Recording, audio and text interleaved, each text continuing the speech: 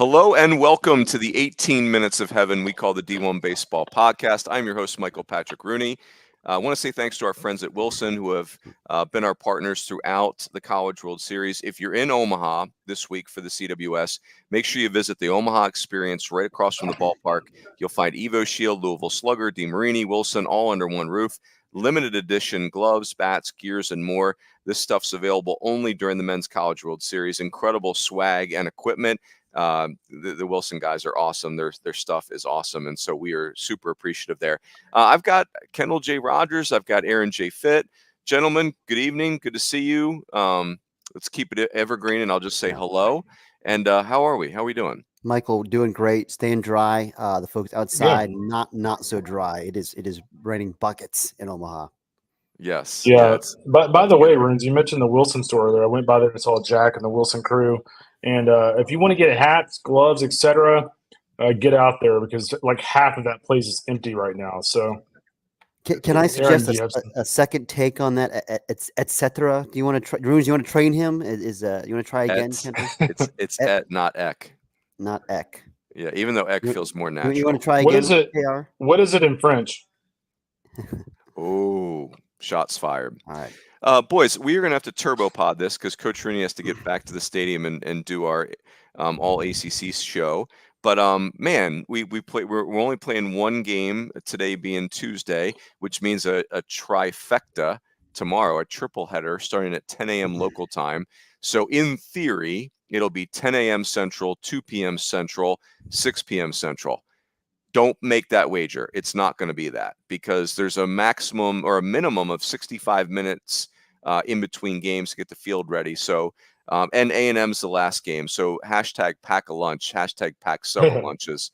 Tomorrow's going to, could be more storms in the mix. You know, it's I think it looks better than today, but I'd be surprised if everything's on time all day. That's for sure. Let's be positive here. Come on. I mean, just be, trying to give the people what they need to know. Just plan your day. Not delusional. Your point's well taken by all of us, Kendall. There's no such thing as a bad day in Omaha, Nebraska. Right. So we are happy to be here. All right, boys. So let's do. We are turbo potting. Let's fast forward to Florida State 9, North Carolina 5. So North Carolina's season over. We'll put a bow on that in here in a second. But big win for Florida State. And I want to say this: if you had told Florida State fans before the game that Connor Whitaker was only going to get one out of the 27, and Vance Honeycutt was going to hit a 3-run homer, the Florida State fan would have fainted, right? Like they would have not liked that preview of this game. Those two things did happen, but Florida State won a brilliant game. Really looked like we were headed to a blowout until Vance Honeycutt said, "Not so fast, my friend," and hit that 3-run homer. But, Max Williams was excellent. Jackson West was excellent. Andrew Armstrong and Connor Holtz both went 4 1/3, both of them.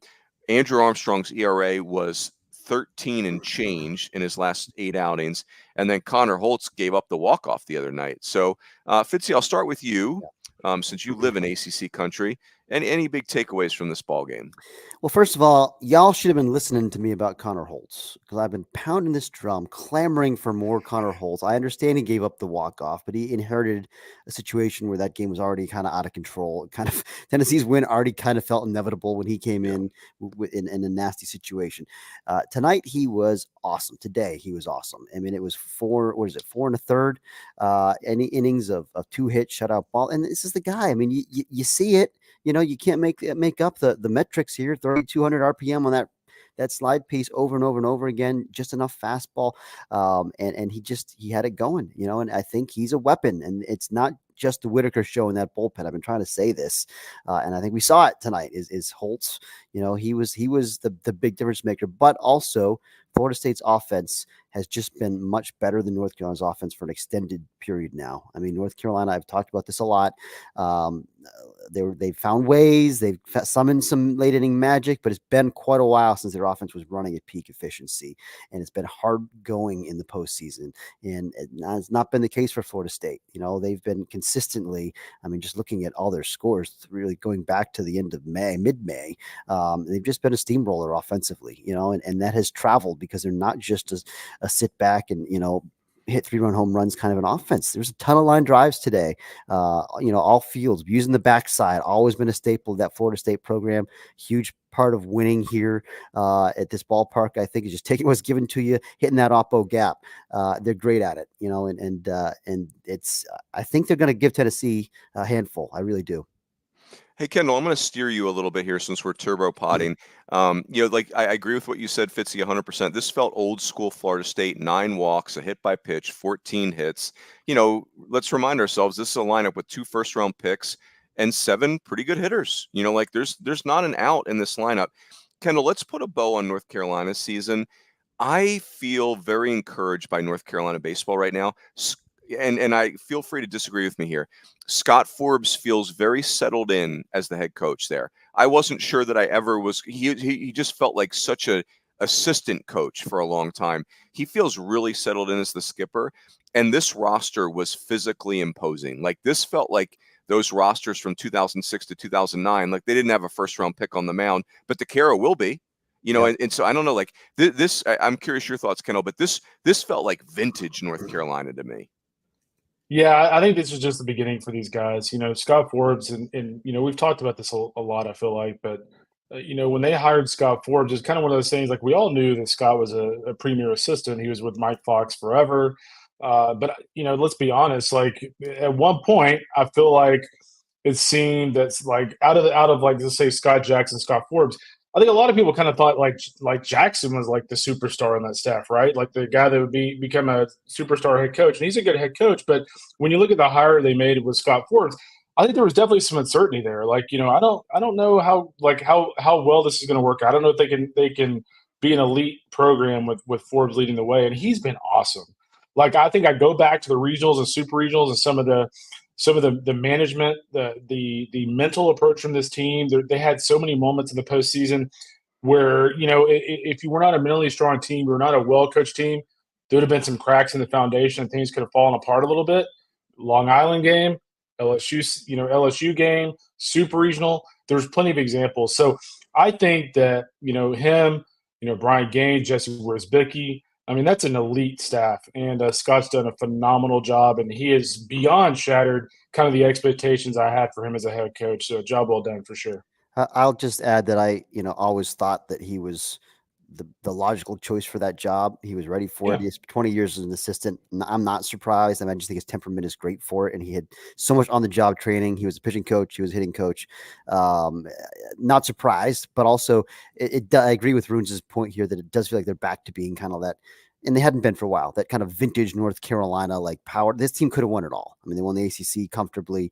They made it to Omaha, and they just, their offense wasn't hot at the right time, and I think that's the biggest thing it comes down to. And yeah, they give up 9 runs today, and then tip your cap to Florida State. They beat North Carolina's dudes, and in particular dude Dalton Pence, best pitcher on the pitching staff. They beat him, and there was hard contact. He didn't, like he's giving them that much. They just went out there and wrapped out 8 hits against Dalton Pence. Like he's the guy, and tip your cap. I mean, Florida State was awesome offensively. How about Jackson West, the 9-hole guys, 4 hits and a home run. Just like you said, top to bottom Runes, they're getting it from everywhere. Yeah, the bottom 4 hitters in that lineup had 8 hits, had 8 of their 14 hits. Yep. Yeah. Incredible. Jackson West, good for you. After having the 2 gaffes in the first game, he drops the out at home plate and missed third base, and that cost them a run. And boy, he's played brilliant baseball even through the second half of that game. I do want to say with Vance Honeycutt, what an awesome career. What an awesome finish. Finishes the year with 28 home runs and 28 stolen bases, while also being the best defensive center fielder that I can remember in a long time. Like just no disrespect to Enrique Bradfield, but Honeycutt is just incredible out there. And, I think my big memory of this UNC season will be Vance Honeycutt and the LSU clash, like the Chapel Thrill. Like they, as you said it the other day on the show, Fitzy, they got the full helping of LSU magic and mystique, and they just looked it right in the eye and won, which is, so hard to do. So, Kendall, I'm going to come back to you. So we don't really need to re-preview Florida and Kentucky. We think it's going to be Pierce Coppola versus Dominic Nyman. But I did hear you say this morning when we talked, that you thought a delay, which we thought was coming, helps Florida because it gives Neely the extra days. So you still feel that way, correct? I do. I'm kind of maybe leaning a little bit more towards Florida now. Neely, I'm assuming they've got him doing whatever treatment he can possibly do to be ready to pitch in this next game. And so, yeah, I think with a full day off, I mean, he can give them 2.5, 3 innings again if he really needs it. So, yeah, that's going to be an interesting game. I mean, if you think back to the regular season series between those two teams, it was an absolute war in Gainesville. I mean, it was back and forth. They were just haymaker after haymaker, and I expect tomorrow's going to be the same way. I think I actually kind of lean Florida here a little bit. Well, I lean, you know where I lean? I lean Eric Sorensen, Stitchhead, and Lady Stitch with Bloody Marys in the press box for a 10 a.m. start. Oh, yeah. Make it so with a Slim Jim in there. Boys, throughout the College World Series, throughout the summer, all year round, D1Baseball.com is your home for the most in-depth college baseball news, updates, scores, and rankings. Get game analysis, series previews, transfer portal updates, and so much more. I saw that Kendall has a little coaching nuggets piece that just popped up on my website. Yeah, I finally got around to posting it. Well done. Visit D1Baseball.com today and type in bracket 30 at checkout. You get 30% off. You could also type in peak efficiency at checkout and just have some fun with that. Let's see what happens if you type in peak efficiency. Boys, we are turbo potting, but I want to talk about Florida State, Tennessee tomorrow, which will be the 2 p.m. game if schedule holds. Xander Sechrist will pitch for Tennessee. He's got a reputation as a pitchability lefty, like an upper 80s lefty with a very slow curveball. But man, his numbers at Tennessee are like incredible, like just very, very dominant type numbers. The question becomes Florida State. There's two schools of thought here. I'll tee you guys up with this. There's the school of thought that says you got to just win one game at a time. The other school of thought says you've got to examine what your goal is. And your goal, like Link Jarrett gets no points for going 2-2 or 3-2. Like you got to win the bracket. Like that's the job, is win the bracket. So the second school of thought is you say, what's my best chance to win all the games that I have to win the bracket? Going one game at a time does me no good if I get blasted in the final game. So I'll give you my opinion. I think they'd be better served to save Jamie Arnold for Thursday. He's had two pretty rough, grueling starts in a row. He's not thrown on 5 days rest, and just kitchen sink it tomorrow. Tennessee will be coming off of 2 days off. Maybe they're not quite as sharp. And then if you can somehow by miracle win that game, boy, do you have some serious momentum going into that Thursday game where you've got Arnold, and who knows what they're going to do there. Arnold and Dorsey, that's a great point. So Fitzy, let me start with you. What say you about this pitching matchup? Yeah, so generally speaking, philosophically, I agree with you. I'm here to win it all. I'm not here to go 3-2. I'm not as interested in the win the next game than worry about what follows. I like the big picture approach. I look back to what LSU did last year in this position. There's some question whether we bring Skeens back on short rest, against Wake Forest, or do we save him? They went kitchen sink first, right? Started Javen Coleman and kind of patched it together to beat LSU in the first game, and then Skeens was there in the rematch to take on Louder in that epic winner-take-all bracket championship game. Now, the difference here for me is you've got Arnold and Dorsey, and I guess, yeah, you could stack them both in that one game, but I feel like maybe your best chance, I agree with you. I would like to give Arnold more rest. This would be, I think, 4 days rest if he pitches tomorrow. But then you've also got, the chance to bring Dorsey back the next day and kind of, they don't have that many arms. I mean, it's not like, I think that, again, as I've talked about a lot, I think their depth is better than a lot of people think, but still, I mean, as far as trustworthy guys, there's not that many. I mean, you can get an extended outing out of Whitaker. He only got one guy today, as you mentioned. You can get more out of him, that can eat some innings up, but I don't know, man. I think to try to really maximize your chances, maybe you do need to go Arnold and then Dorsey. Yep. Kendall, I'll tee you up with this. Like, if you don't go Arnold tomorrow, he's probably done for the finals too, right? Yeah. So like that's the other thing is if you push him to Wednesday, maybe you can sneak it into the finals. You got to go with your big gun there. That way, at least if you win two, you at least have a shot to pitch him again. Yeah. So you would go Arnold tomorrow, KR. I would, yeah, absolutely. Yeah. If you go Arnold today, he could definitely throw again. I'm not saying he can throw 85 pitches in the finals, but he can throw somewhat. Yeah. Yeah, it's going to be interesting. Link Jarrett's got some decisions to make there for sure. And like for me, no offense to Texas A&M, but they are banged up.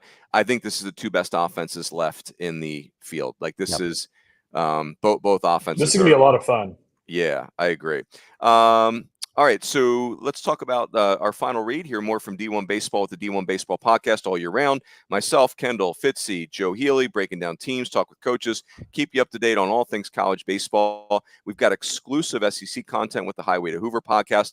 This is really cool. ACC content with the ACC Baseball Etc. Podcast. There is a rumor that Darren Vaught and Danny Graves are going to have JD Drew on their pod on their next episode. Nice. So that will be really fun. JD Drew was out here. So download the D1 Baseball podcast, part of the SiriusXM podcast network right now on the SiriusXM app, or wherever you get your podcasts. Make sure you subscribe so you never miss a minute. Look at Coach Rooney cramming 3 reads into a 20-minute turbo pod. Disgraceful. Yeah. Many people are really upset about the ad load. People are saying they're disgusted. Oh, I like it. I thought that was it's like getting a page full of pop-up banner ads or something. Oh man, I thought I was winning there. No, you're doing a great job, Coach. Yes, thank you. I feel impervious right now. So we're just gonna keep stay on our front foot, as they say in soccer. Kendall, you also mentioned about A&M that the extra time, and now they're not necessarily getting any extra time here, I suppose, maybe a couple hours, but them getting healthy over the next 24 hours is very important. It really is. I mean, I think, I actually envision a situation to where, like, if Jaslav Valette is still very hobbled going into tomorrow, it wouldn't shock me, in all honesty, for them to sit him in that game and just see if they can get him another day of rest. I mean, I don't know if they'll do that. I think kind of what we were talking about with Florida State and Tennessee, I think you kind of want to go with the killer instinct there, and if he can at least give it a shot, you give it a shot. I thought it was interesting today that Schloss said during their media availability that they feel like the Hayden Shaw can actually play in the field, which is interesting because he's pretty hobbled himself, right, with that knee injury. So I don't know what their plan would be there. My hunch would be that he'll be ready to roll, at least in some capacity tomorrow for A&M. But, I think the biggest key for A&M is they didn't have to throw Chris Cortez. They didn't have to throw Evan Ashton back in last night's game. So that puts them in a position to where, you can start a Lampkin again because he didn't throw a lot of pitches the other night. You can start him again and basically have the same exact formula they did in game 1. And then you come back, and if you're able to win, you come back with Prager in the opening game of the finals. So that is their pathway to winning a national championship. And I think if they lose tomorrow, I think things get a little interesting for that second bracket championship, but that'll be their formula. And the good news for them is Florida or Kentucky will be playing a doubleheader tomorrow. Yeah. So that's that's tough, man. That is tough. Yes, and even to Kendall's point earlier, just to put a bow on it, guys. Schloss himself has said from the beginning of the tournament, like, we've got kind of a narrow path. I mean, just because of the injuries and everything else, like they got to stay in the winners bracket. They know it to win it all, and so a crucial game in the middle there. But you're right. I mean, it's boy. Winning 2 games in one day when you've got a break in between, I feel like might be actually harder than winning them back to back with like 45. I agree, because you get a little bit of momentum if you win the first, if you win and then immediately play the next team. Yep. Well, I'll say this, boys, with teammates like you guys, I'm always in the winner's bracket. There's no such thing as a loser's bracket over here. Yes. Well done, gentlemen. Excellent turbo pod. That's it. Everybody have a great evening. Enjoy your Wednesday triple header. And we'll catch you next time on the D1 Baseball podcast.